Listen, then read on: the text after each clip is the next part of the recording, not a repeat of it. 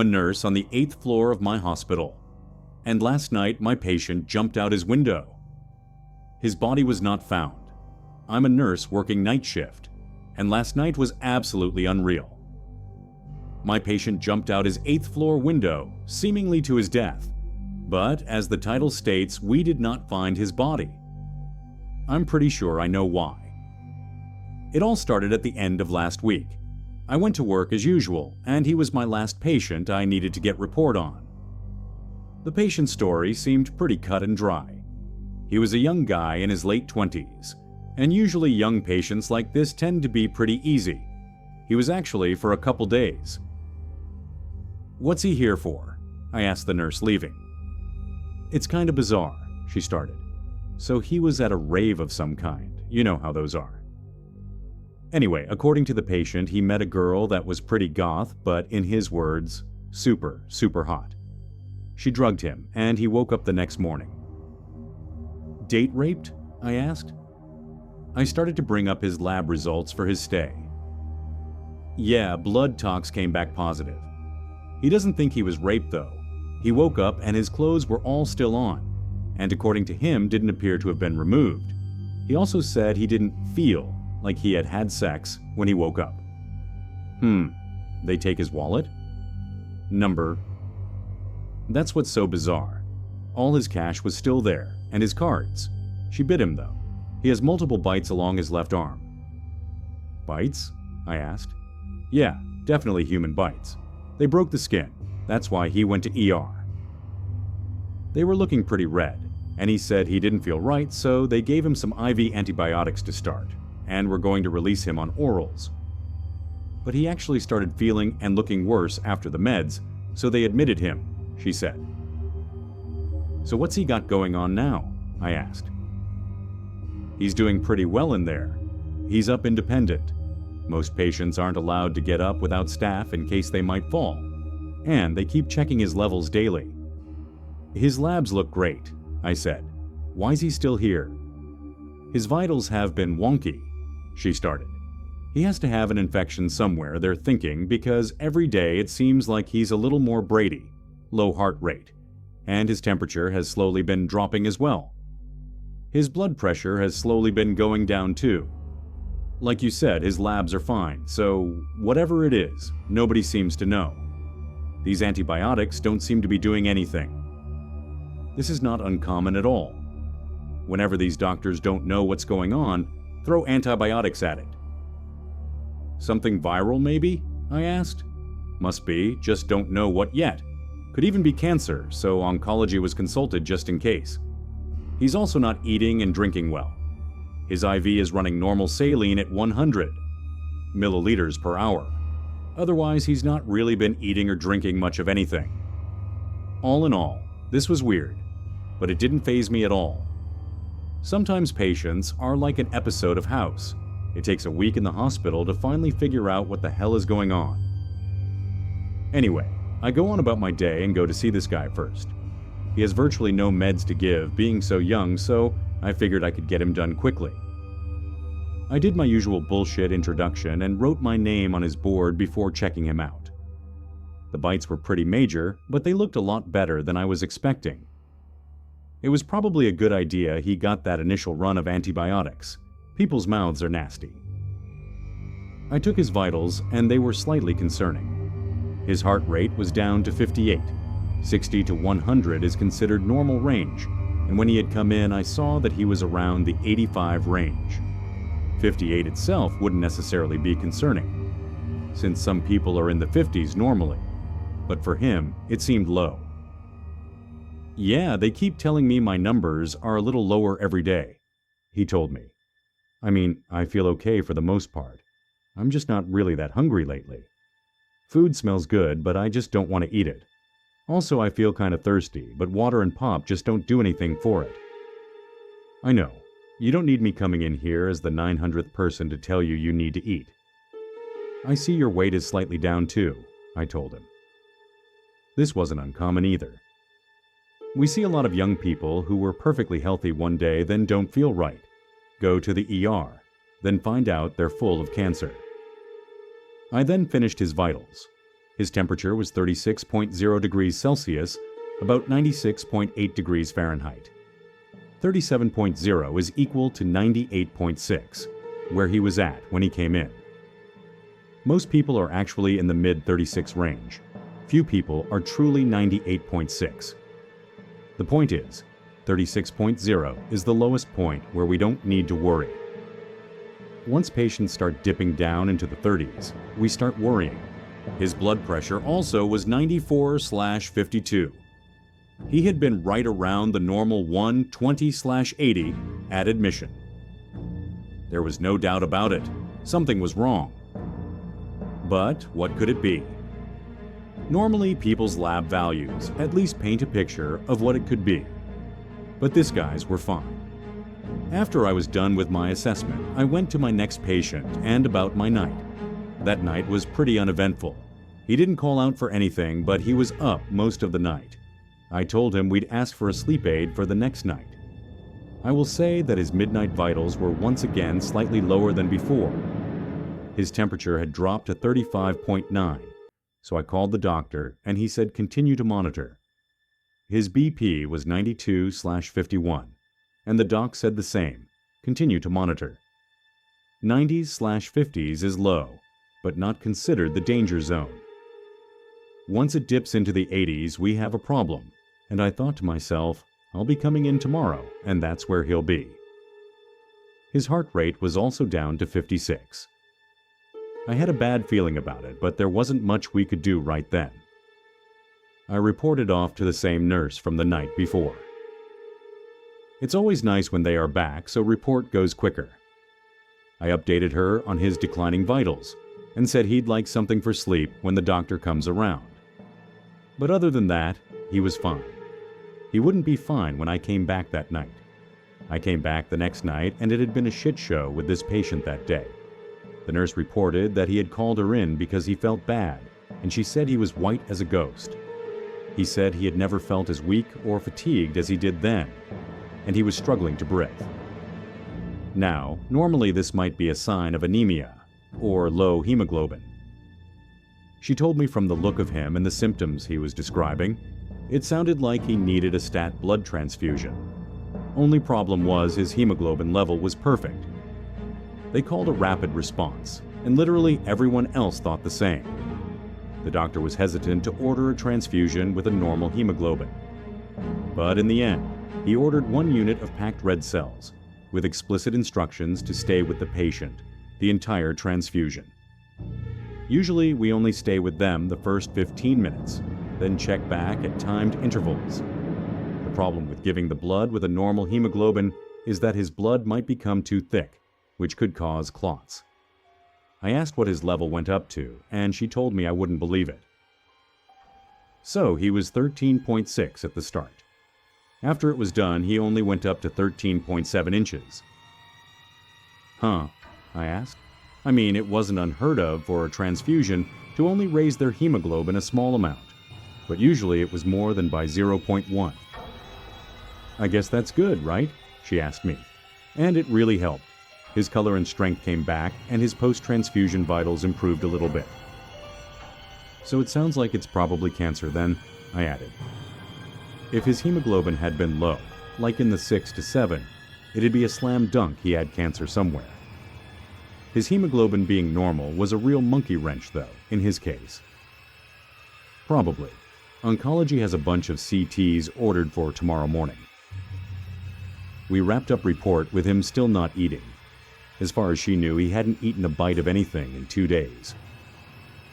Also, he likes the lights off in his room. He says the dark is therapeutic, and it helps him relax and slow his mind. Don't open his shades in the morning either. He's not the first patient to ever tell us that. A lot of people like their rooms dark. So I didn't think anything of it. I saw him first again that night, and we talked about it. Yeah, man, I just felt so much better after that transfusion, he said. Yeah, I said. That's good. It's also nice it didn't raise your hemoglobin too much, so we don't have to worry about that. Maybe I can get another transfusion soon, he added. This was a first for me. Someone actually wants a blood transfusion. I had to tell him they probably won't do another one if his levels stay where they are. I took his vitals, and they were good, only slightly lower than what the day nurse had put in. I also checked his bites. They looked the same and were definitely deep. Someone got him good with their canines, your larger, sharper teeth. So this chick drugged you, then bit you a couple times? I asked him. She got you good. Dude, she was so hot. I know it's messed up, I'm not even into goths, but she seemed pretty nice. She actually texted me last night. She texted you? I asked, surprised. I'd be calling the cops on her ass. You should have told me. We'd call the cops for you. Nah, he said. I mean, she bit me a couple of times and that's fucked up, but she didn't molest me or fondle me or anything. I'd be willing to meet her again to ask her why the fuck she did what she did. I thought to myself, I wouldn't go anywhere near that bitch, but that's me. He then read me the text. Sorry for the other night. Call me when you're ready. You'll know what I mean. What do you think she means? I asked. I don't know, man, he started, but I'm gonna call her when I'm out of here. I thought to myself, of course you are. Anyway, the rest of that night was again pretty uneventful. He was up all night again, said he wasn't even tired. Like, at all. He had literally zero desire to sleep. His morning vitals were down again, hovering just above the danger zone. I reported off that morning and went home. I was going to be off for 2 days, and I wondered if he would still be there. It was a nice 2 days off. I went back to work and he was still there, but he was worse than ever. Oncology has nothing. The CT results they ordered showed literally nothing. No cancers. What the fuck is going on with this guy? I asked rhetorically. His vitals are absolute piss. His pulse is down to 38. His temp is a wonderful 95.4, and his BP is 83/39. He's almost fucking hypothermic, I add. Nothing is doing shit, she said. It's like he's septic. But he literally has no infection, anywhere. How are his labs? I asked. He's refusing lab draws. Says he doesn't want to lose any blood since that transfusion made him feel better. He says he feels worse every time they draw him. I was definitely worried. If his vitals went any lower, he was going to be ICU bound. He probably needed to be there now. I couldn't shake the feeling he was going to crash that night and it was going to be a shit show. He's super moody too, she added in her last part. The aide that floated from another floor, this wasn't her home floor, didn't know him, so she tried to open his shades in the morning and he literally ripped her head off. Almost had to call security because we thought he'd hit her. I got ready for the day and went in to see him. His vitals were about as ass as she said they were. Pulse 35, temp 95.1, BP 80/35. He's literally fucking dying before our eyes. The bites on his arm also looked much better. Probably better than they should after only 2 days considering how deep they were. He was pretty short-tempered. Didn't want to bullshit or anything. I was in and out in just a few minutes. He looked like hell for sure. I didn't blame him for being cross. Not knowing what is happening to you and nobody having any answers is probably about the worst thing I can think of. A couple hours later, the night hospitalist, the hospital doctor, came up to the floor to see how he was doing. I was sitting at the nurse's station charting at the time. We bullshit for a few minutes, and he took a seat and started looking over his chart. He got to talking about him with a couple other nurses and the charge nurse about what the hell was going on. I had my own little theory, so a little about me. I'm a goofball. I was the class clown. I think in a way that whatever the situation, what can I say that will make people laugh? As the doctor and charge nurse were talking, the doctor sighed. I don't know, he said. Who knows what the hell it is? Call the CDC. There was about a 5-second silence, and I chimed in. He's becoming a vampire. They both turned to me and looked at me for a second before bursting into laughter. Is that your nursing diagnosis? the charge nurse asked. Doesn't eat or drink, doesn't sleep, hates light now. With how much that transfusion helped, it makes sense. After saying this, I realized, Jesus. It really does sound like he's turning. The shit hit the fan about midnight. I was getting vitals on another patient when I heard raised voices and screaming out in the hallway. I went out, and it was coming from his room. The charge nurse walked out of his room visibly distressed. "Call security, please," she hollered to the desk. "What's going on?" I asked. "He's out of control in there, almost hit. Hit the button, I want them up here. It's an emergency button, it's a silent alarm to notify security to get their ass up there." "Let me talk to him," I told her. "Don't hit the button just yet." Okay, so I was security at this hospital for almost 10 years, prior to becoming a nurse. I went to nursing school at the urging of many of the people I had met working there, and the health system actually paid for it since I was an employee. Point is, I thought I had good rapport with him, and I knew what to do in these kinds of situations. I went into the room, and he was definitely hysterical. He felt like shit, and he was tired of it, and nobody knew what the fuck was going on. And everybody was jerking him around, and he wanted another transfusion. Right the fuck now. He wasn't wrong on being jerked around. Nobody at the hospital knowing what to do with him was bullshit, and it made us all look like we didn't know what we were doing. I explained his hemoglobin was now 14, which is damn near perfect. The doctor wasn't going to order another transfusion with a value like that. Fuck the value, it worked last time. He looked ready to fight, and as security, I never backed down. I still didn't want to fight this guy, even with my training. His gown was off, and all he was wearing was boxers. I don't know if it was because he'd had a gown on the whole time, or I just didn't notice before, but he was looking pretty cut. If he decided to fight, it was not going to end well for anybody. "I will call the doctor," I told him calmly. "I can't promise anything. Hurry." I called the doctor and told him what was going on. He gave me shit about the vampire thing, and I told him he's pissed. Security is up here, and he is going to fight if he doesn't get what he wants. The doctor asked about his symptoms, and I told him he does look pale, but he's definitely not weak or fatigued. He fucked around trying to say he couldn't order it with his hemoglobin as is, and I told him he's just going to keep asking for it. He's obsessed with the fact it will make him feel better. The doctor finally agreed to order it, but was adamant about monitoring. Telemetry, portable heart monitor, vitals every 5 minutes, nurse in the room at all times. It took about 15 minutes to get the blood prepared, and the patient was like a rabid animal. It was like the blood was crack or some other drug, and he needed it. I went down and got it from the blood bank and came back up. Security was outside the room, and the charge nurse was in the room trying to calm him down. He didn't see the blood bag in my hands.